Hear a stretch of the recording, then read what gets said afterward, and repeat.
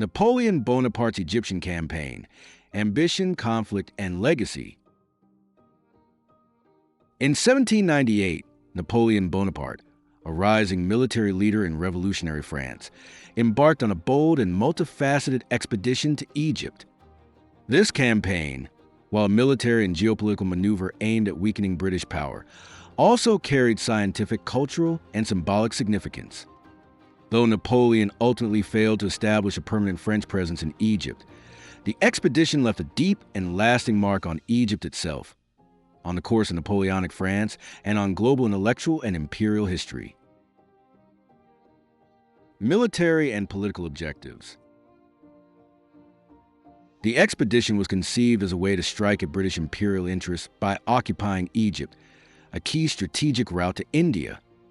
At the time, Egypt was nominally part of the Ottoman Empire, but actual control rested with the Mamluks, a military caste of slave soldiers of Turkic and Circassian origin who had ruled Egypt in various forms since the 13th century. Though they had been subordinated by the Ottomans in the 16th century, by the late 18th century, the Mamluks had reasserted their dominance, functioning as semi-autonomous rulers through two powerful beys, Murad Bey and Ibrahim Bey. The Mamluks maintained power through elite cavalry and a hierarchical military system, but they were increasingly viewed as corrupt and resistant to reform. Napoleon portrayed his campaign as a liberation from Mamluk oppression, though this was primarily propaganda to justify conquest and gain local support. Napoleon in Egypt. Upon landing in Alexandria in July 1798, Napoleon's forces rapidly advanced inland. The decisive Battle of the Pyramids on July 21st resulted in the crushing defeat of the Mamluk forces, using disciplined French infantry squares to withstand and repel the Mamluks' powerful cavalry. The French occupation of Cairo soon followed. Napoleon established a military administration and introduced new laws, attempted to align himself with Islamic customs, and issued Arabic language proclamations praising the Prophet Muhammad and presenting himself as a friend to Islam. He even attended meetings with local religious scholars, ulama. However, these overtures were often seen as manipulative and met with skepticism by the Egyptian people. In parallel, Napoleon launched an ambitious campaign of scientific and cultural engagement.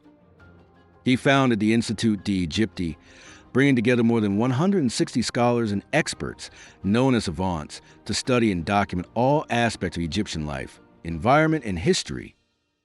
The French introduced printing presses, distributed bilingual materials, and began detailed mapping and surveying projects across the country. The Cairo Uprising, October 1798. Despite his attempts to win over the population, tensions quickly escalated. In October 1798, Cairo erupted in a full-scale uprising against the French. Fueled by religious outrage, rising prices, and resentment toward the occupiers, the revolt included attacks on French soldiers and administrators. In response, Napoleon ordered a brutal suppression, including the shelling of Cairo's ancient neighborhoods, and even the Al-Aqsa Mosque, one of the most sacred sites in Islam. This severely undermined any remaining local support for French rule and marked a turning point in the occupation. The discovery of the Rosetta Stone. One of the most significant intellectual legacies of the campaign was the discovery of the Rosetta Stone in 1799 near the town of Rosetta Rashid by French engineers. This stone bore a decree issued in 196 BC written in three scripts: Greek, Demotic, and hieroglyphic. The trilingual nature of the inscription allowed scholars to use the known Greek text to begin deciphering Egyptian hieroglyphs. The Rosetta Stone, though later seized by the British, led to the deciphering of hieroglyphs by Jean-François Champollion in the 1820s. This unlocked the history of ancient Egypt and laid the foundation for modern Egyptology. The stone now resides in the British Museum, where it remains one of the most iconic artifacts ever discovered. Key battles and military events. Battle of the Pyramids. 1798, Napoleon's modern tactics overwhelmed Mamluk cavalry, enabling the occupation of Cairo. Battle of the Nile. 1798, the French fleet was annihilated by Admiral Horatio Nelson, stranding Napoleon's army and ending French naval dominance in the Mediterranean. Siege of Acre. 1799, an unsuccessful campaign into Syria, where French forces were repelled by Ottoman defenders and British naval support under Sir Sidney Smith. Battle of Abu Qir. 1799, a short-term tactical victory against an Ottoman landing force, but it did not reverse the overall strategic decline. Plague and hardship. During the Syrian campaign, the French army suffered a devastating outbreak of plague, especially in Jaffa.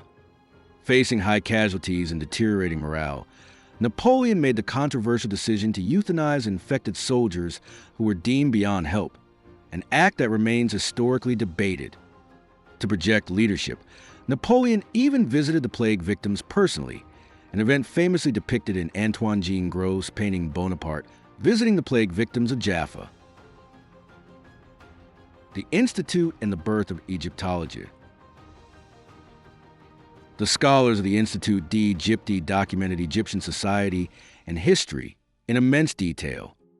Their most famous collective achievement was a description to El Egypti, a massive 23-volume encyclopedia of Egypt's natural, cultural, and ancient history, published after their return to France. This work fueled 19th century European Orientalism and gave rise to modern scientific archaeology in the Middle East. Propaganda and the myth of Napoleon. Napoleon was a master of propaganda. He used printing presses to control the narrative in both Egypt and France, publishing victories and suppressing unfavorable news. One legendary moment, possibly apocryphal, occurred before the Battle of the Pyramids, when he is said to have told his troops, "Soldiers, from the top of these pyramids, 40 centuries look down upon you."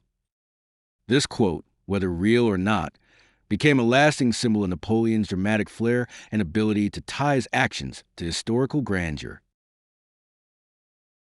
Impact on Egypt. While the French occupation lasted only 3 years, it introduced European-style governance, technology, and scientific curiosity. The weakening of the Mamluks and the increased exposure to modern methods contributed to the rise of Muhammad Ali Pasha, who would eventually modernize Egypt and establish a powerful dynasty.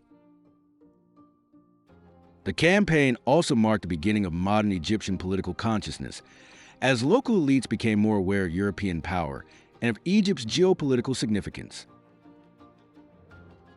Impact on France and the world. For France, the campaign was both a failure and a turning point. Militarily, it ended in withdrawal and defeat.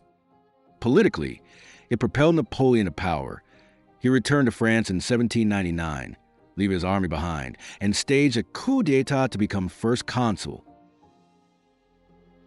Culturally and scientifically, the expedition changed Europe's relationship with the Middle East. It initiated the era of academic imperialism, where conquest and knowledge were intertwined. The fascination with Egypt, its monuments, mummies, and mythology, swept through Europe and America, shaping art, architecture, and literature for generations. Conclusion. Napoleon Bonaparte's Egyptian campaign was one of the most unusual military expeditions in modern history. Part invasion, part scientific mission, part imperial theater. Though the French failed to hold Egypt or decisively weaken Britain, the campaign transformed Napoleon's career, revolutionized Western knowledge of Egypt, and catalyzed an enduring fascination with the ancient world. From the battlefields of the Nile to the discovery of the Rosetta Stone, this episode remains a vivid example of how ambition, warfare, and intellectual pursuit can reshape history. Please like and subscribe for more content like this.